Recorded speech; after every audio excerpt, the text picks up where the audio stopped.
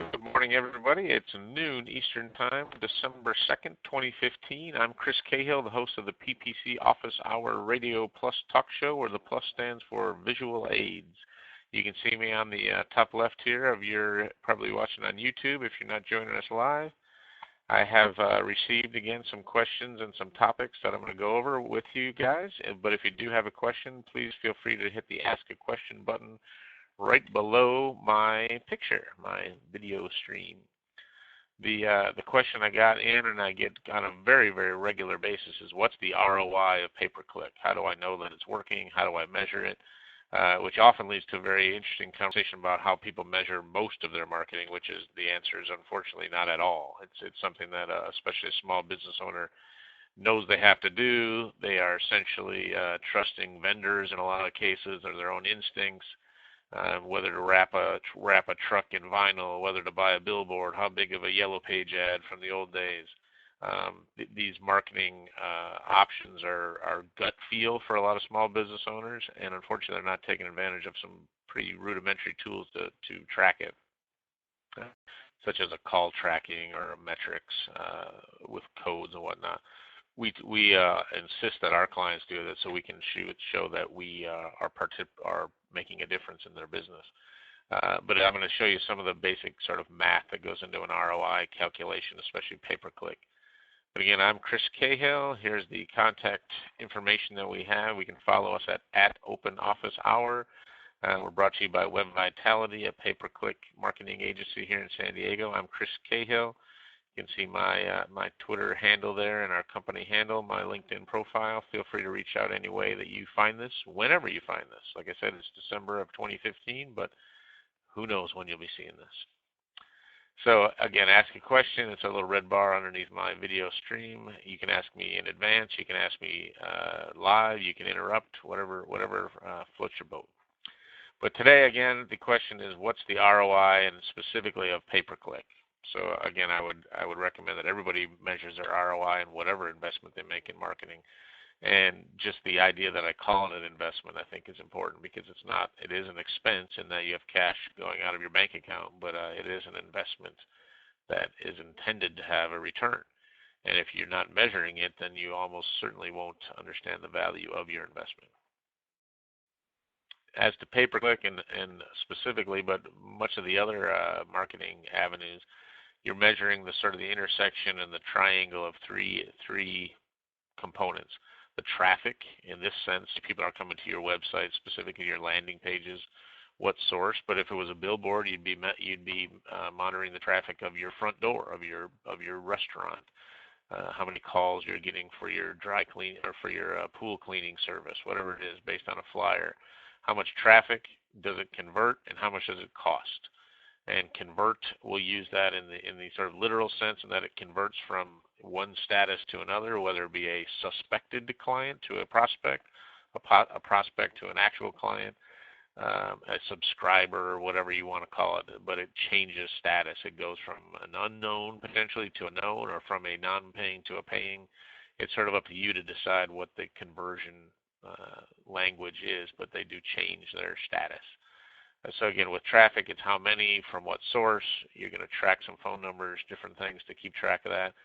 The math of conversions in the pay-per-click world is how many clicks does it take to get a customer or a subscriber or whatever it is, but also how many impressions of your ad on the screen does it take to get even to a click. And then the cost is what is your investment? And it's usually not just directly to the publisher, in this sense, Google, or the road sign publisher, CBS Outdoor Media, whoever it is. But there's cost to manage the campaign internally, even on what we'll see in a second, the free postings on Google search results. There is a cost, because you're investing time and energy to get there, and potentially paying people like WebVitality. So traffic conversions cost, that's what we're measuring. And just as somewhat of a refresher course on previous episodes, this is a traditional Google search result page. I typed in janitorial supplies, Los Angeles.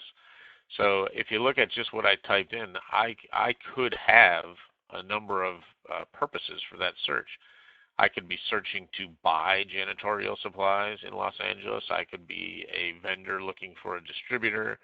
I could be somebody who just was appointed the facility manager job at a company and needs to find a supplier.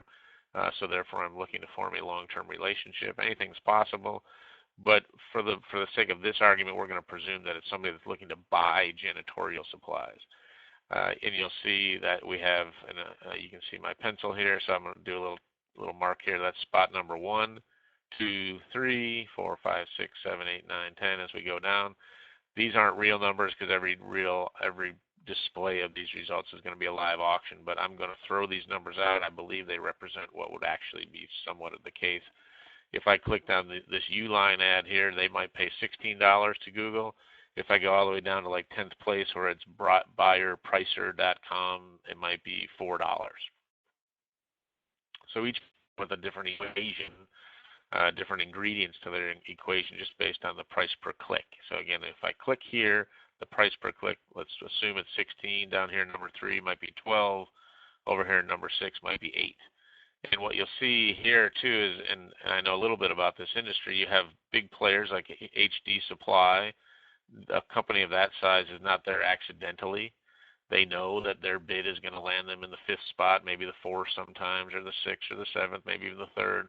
But they know they're not up here. They know they're not pricing. Google makes it very clear what the cost to get to the top is. They're consciously choosing not to do that. Global Industries is another big player, but Uline is a big player also. This Los Angeles janitorial supplies company, I went on previous to this and looked at what this company is. It's a small operation specific to Los Angeles. They have a location in Gardenia, so they're taking advantage of the site links and all the call-out features, so they're doing a good job. They have accomplished some screen capture. They haven't done as good a job as P&G, which probably is to be expected given the size of the marketing department there. But so you have a couple of big players, a little guy in here. I'm going to assume these are a little guy. I'm not sure. And then they kind of play their game. If you notice, we have this local pack again down here. These people got here for free in the sense of if I clicked on it, it wouldn't cost them anything, but there certainly was some work in there. And because I put Los Angeles, Google has sort of created itself in the likeness of Yelp a little bit in this category. And sort of inter-Yelped itself, and they had the G&M janitorial. They have no reviews. Pico janitorial has 2 reviews, and they're open till 6. So they're giving me as a local user some help, but not sacrificing the impact that advertisers can have, as you can see how much space they take up. So we're going to sort of go through and play with this math just a little bit as to these prices per click and what's really going on, because again, these people aren't generally here by accident, right? Grainger is a big company, and if they're down here in the $5 click space, they're there for a reason. What that reason is hopefully based on a whole lot of testing and has a theory behind it. You will see before we kind of move on here that I typed in janitorial supplies. These folks are doing what's known as a dynamic insertion of the text, so that probably isn't even their ad. They're just mirroring what I put in there. P&G might be doing the same thing. This is literally the name of their company, so I doubt that they did that, but they have, my search is tied into their name. Janitorial supply, janitorial supply, janitorial supply, supply, a little discount. We got some safety equipment, so that's a little bit off board, so that ad right there isn't necessarily tied to janitorial supplies, but they have synced up with this stream, so to speak. But nobody really stands out. This one doesn't even finish. It's janitorial supply loss, but they got it. They got part of it in there. So anyway, so not a lot of creativity. If I'm a user, I'm just sort of left to my instincts, which, as we've talked about, is going to follow the general heat map, which sort of goes this direction, heads down here, and then with a random smattering over here. So these guys in the $4 space know that they're not going to get clicked on very much, and when they do, hopefully they're going to capture a lead. So sort of taking maybe a little bit of a step back, because I've been using this terminology a little bit, but from a vocabulary slash math lesson, a few terms being used here. Impressions, so that's the number of times shown in the search result. So all 10 of those advertisers received an impression. What I'm going to tell you is that the people in that $4 and $5 area over on the side, if I did that search again 5 minutes later, they may not all be there. So Google's going to rotate some of the, I'll call them cheap flyers, in and out of the plane, whereas the people willing to spend the big money are going to show up there almost all the time and pretty consistently. If I were to click, that's also known as an interaction, but if I were to click, that would be where the pay per click comes into account. And whatever I bid and thrown into to the Google system based on my quality score and the auction and whatnot is going to kick out my price. But the first mathematical equation is called the CTR. It's called the click-through rate. It stands for click-through rate, and it's the percentage of the times that your impression was clicked. So for those 12 people, they all had one impression in my search results. Had I clicked on one, that group would have had 1 for 1 or 100% click-through rate. The other people would have had a 0, but again, they're showed up more often. On kind of an average, you're probably going to shoot for maybe 3 to 5% of a click-through rate in a competitive space. But if you're bidding higher, it's going to be much higher comparatively. But so you have the number of clicks divided by the number of impressions gives you a click-through rate. So let's just say that 1 out of 22, so I'm at a 4.5% click-through rate. But for each one time that I got clicked, I'm paying Google, in that case, as the platform, they're $16 if I was the number one spot.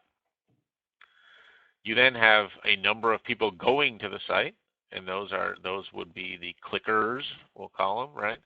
And when they get there, you're now judging whether the people that clicked are doing what we want them to do. Are we achieving our goal, however we've defined that? Again, that goes to that conversion side of the triangle. So the conversion ratio is going to be the percentage of times a visitor completes a step we've deemed to be a goal, whether that be a lead in that they filled out a form, they downloaded a PDF that we've created, they've completed a sale. And that goal could be from even another page. Our goal could be on the cart when they are thanked for their purchase. That could be our goal. So it could be a number of clicks within all triggered by that very first click that we're giving credit to that visit. But just for sort of simple math, if 1 out of every 10 visitors converted, we'd have a 10% click. Now, what I can tell you, little sidebar here, is we have several clients who they're most likely to get a interaction with. Version is going to be via a telephone call. So where they have a form on their page, they also have a phone number, and the phone number gets the majority of the volume. So we put into effect call tracking. We can then run reports, or we can sync it up right into the database itself, how many times somebody called. So it could be an offline interaction that's tallied up as a conversion. We have to be really careful with that. And you can imagine if somebody, let's say they're running a pizza place, and they have a coupon out there, and they only have one phone number, and they have 1,000 normal customers, and they get 10 more new ones. If they weren't tracking that, how hard it would be to see if that coupon actually worked. That's been in business in the direct marketing space for a long time. It's used in our digital world just the same. However, when you see people sending traffic to their homepage without a dynamically inserted telephone number, you can tell that they're not doing a very good job of tracking their conversions.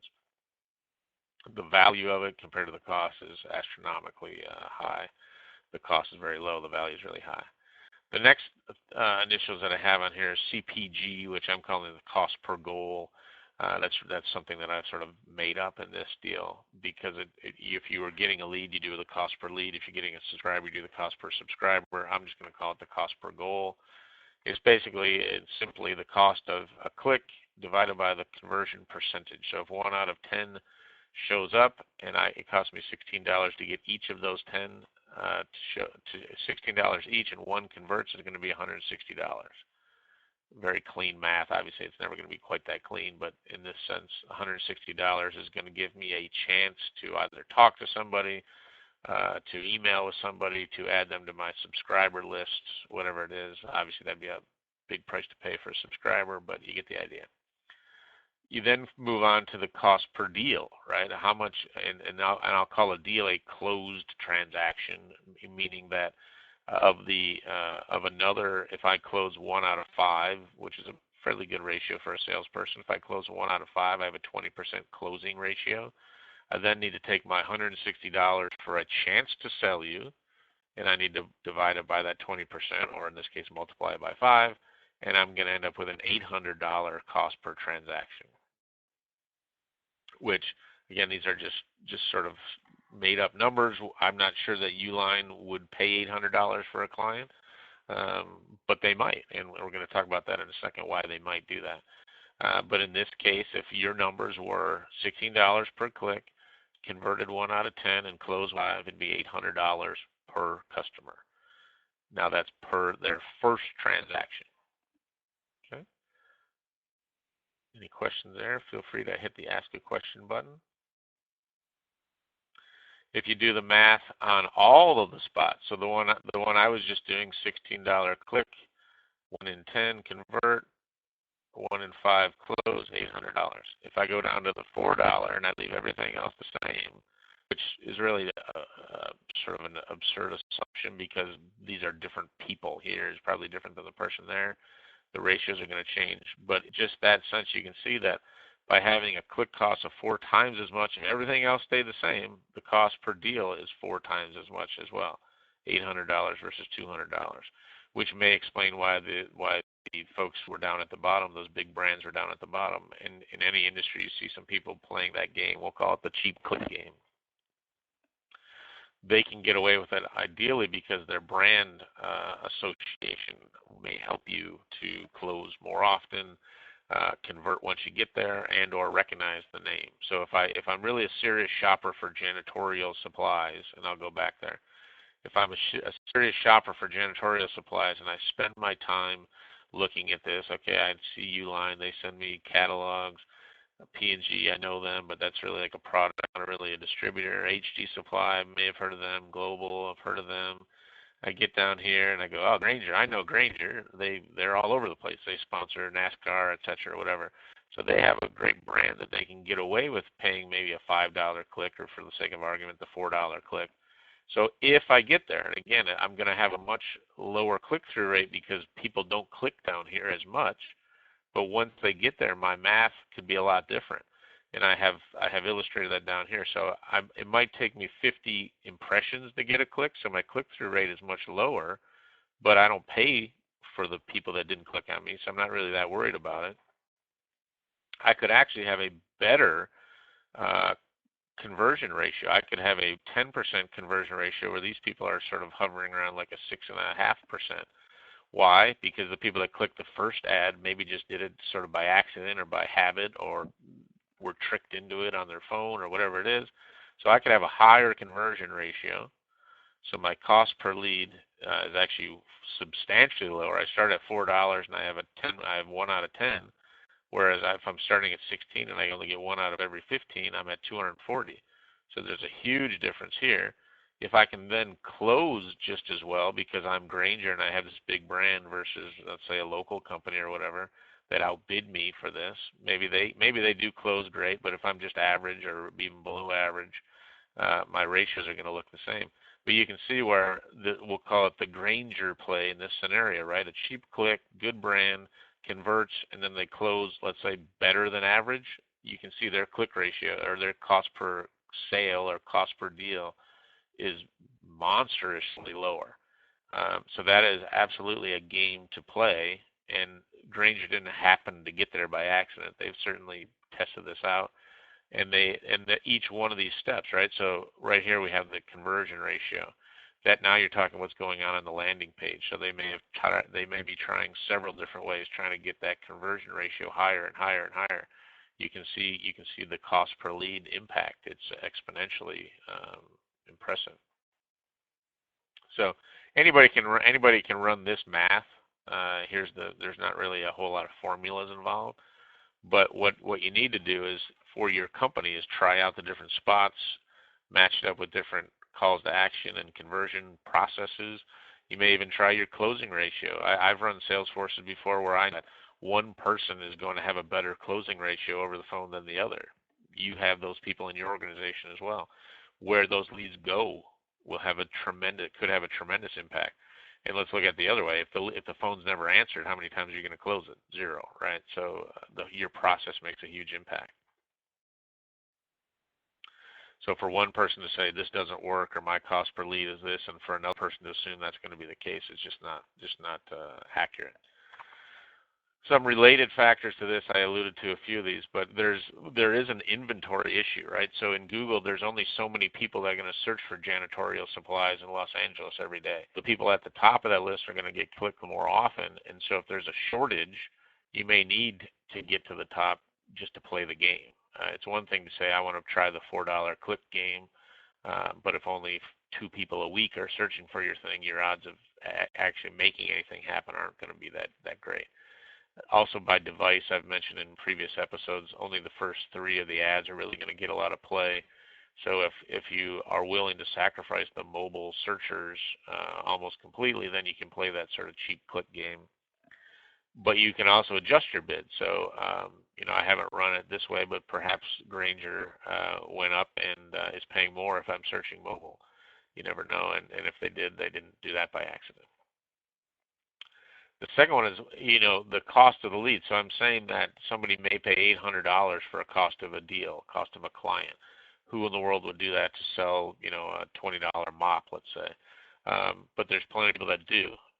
In my family, for example, we go to Felipe's Pizza. And you can tell just by my chin line that we eat a lot of pizza at my house. If I were to get bad service, if I were to decide I was going to switch my pizza allegiance to somebody else, and I gave them a shot, how many pizzas is my family going to buy over the lifetime of our relationship?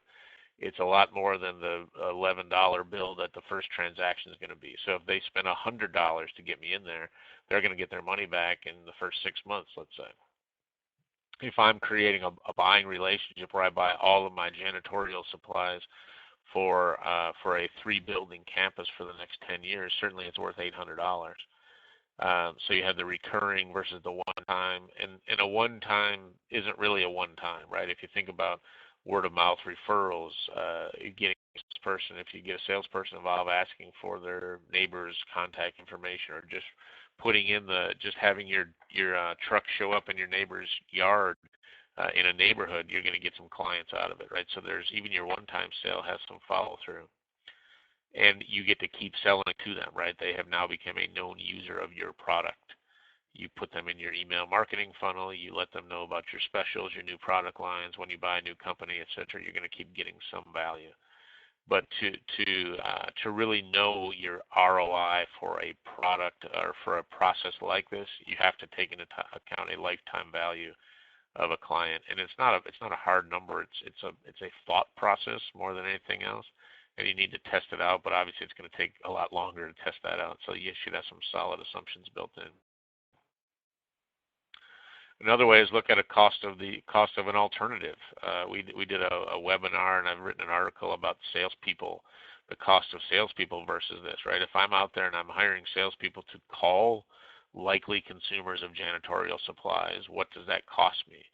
Does it cost me more than $800 every time I get it? It could very well cost you that way. It costs you that much depending on how well they're doing, how fast the turnover is, if you're paying a headhunter, et cetera. I'm not going to get all into that, but if you look at many organizations in the B2B world, a salesperson's cost on a cost per deal perspective is astronomically high.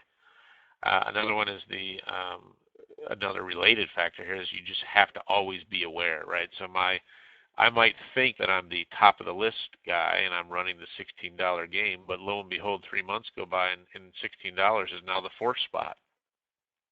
I have to at least be aware of that. I have to figure out what the new price of poker is, essentially.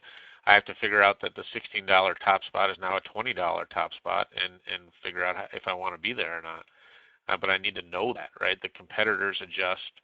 And then the other thing is all of those columns in my spreadsheet, all those ratios are fluid. Your ad your ad copy has an impact. The landing page has an impact. The offer has an impact. The process you put people through has an impact. And if you're not testing alternatives, you will never know for sure that you're getting the most out of it. You might think you've optimized it to the best of your ability, but your customers might be looking for something else. You could have some content out there that people really want to get a hold of. So as an example, instead of just saying janitorial supplies, you might invite them to download a white paper that says why using, and I'll just keep using Grainger, why Grainger clients save 20% over those people that go to the big box stores on a regular basis for replacement parts. I believe Grainger actually has an article like that. But, so yes, they may have been looking to buy soap or a mop or something, but if you've engaged them in a way that drives up your value to them and decreases your cost per lead, and so therefore let's kind of roll that out. I'm in the $4 spot, but my ad says download our white paper about how much money you're going to save as a Grainger client. I go to that landing page, I'm going to convert. I'm going to know why I was there, right? I want to download that page. Well, by downloading that, I've traded my email. So now I go into their marketing funnel. I get this report, and if I read parts of it, if it's any good, I'm going to be somewhat swayed by it, and then I'm going to get an email that says, "Hey, how can we help you?" And then I'm going to get a call. It's going to start a relationship. All the sort of on-site math sort of goes away after that conversion because you don't really sell them anything at that point. But you can very well track the lead or why it was that your salesperson got a chance to sell to these people. You can trace it all the way back to that $4 expense. But your conversion rate on that site might be a 1 out of 3, right? So for $12, you might get an appointment. You might get a chance to talk to somebody. And from there, it's up to your sales force to convert, right? So now you have different issues going on. But somebody that was looking to buy a mop may have been turned into a lead for an ongoing relationship. It's up to you to define the reality. The last thing here is I have is this wasted click. The concept of a wasted click, meaning that it's going to destroy and screw up your data, give you bad data. And what's a wasted click? I have some examples here. But the bad user intent match. With janitorial supplies, it's difficult to have a really off, but it could be that somebody was looking for a job in the janitorial industry, right? It could be that somebody was looking to become a janitor, right? If I did janitorial Los Angeles, I can guarantee you a lot of those same people would show up, but some of them would be offering now. Some of the people would be offering janitor services, right? Well, if I want to be a janitor, not buy a janitor service, that would be a bad match. So you have employee applications. Another big way is if people are buying their brand. So if I work at a company that also does pay-per-click and I search for my company's name because I need to log in and check my schedule, or I need to check or I'm an existing client and I need to request an invoice or log in to see my status of an order. If I'm searching on that company using their pay-per-click link, getting to their site, that is not what the marketing department had in mind for their pay-per-click, so that's wasted money. That person's not going to go to the shopping cart. They're not going to download the white paper. That wasn't what they went there for. They went there to log in to their client portal, their employee portal. So you need to train those people not to do. If you're going to buy your brand, you need to train those people not to click on those things. You could also have mismatched geography. Just because I search janitorial supplies Los Angeles, if I was somebody in Utah that did all of the West Coast, my ad still could show up, even though the user may have no intent on ever communicating with me.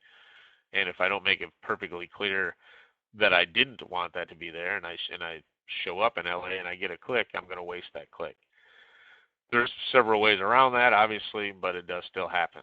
I have a prospect right now for our service. I've seen their ads as many as 4 states away, and they don't travel more than 100 miles a day or 100 mile in their service area. And then the last one could be that their process isn't working, right? So wasted click, what might be that you're buying a click for a service that is primarily phone converting, in that people call in for a price and to negotiate with you or to set up service. if they call in, but you're doing your you're buying clicks when people aren't prepared to answer the phone at all, or an answering service answers but they're not able to set up service, you are distorting the value of that data by basically buying clicks at the wrong time, a recipe that can't work. You've put cake batter in the oven, but you haven't turned it on. It's never going to turn into a cake. So those are just some related factors. Again, it's not complicated math, but it is math that requires some thought and some preparation in your data. Again, I'm gonna be here every Wednesday, noon Eastern Time, 9 Pacific. If you have questions you'd like covered, let us know. I'm Chris at WebVitality. If you need private help, we offer a couple of different ways. We have hourly sort of strategic and technical consulting services. And then for a few select applicants, we offer a sort of a fractional marketing department where our entire team goes to work on specific strategies, goals, platforms, or you name it, all the way from I have an idea to I already know how to do it, I just need somebody to do it for me. We offer the complete service solution for you. I look forward to seeing you again online, live, or in recorded form at some point down the road. Thanks, and I'll talk to you next week. Bye-bye.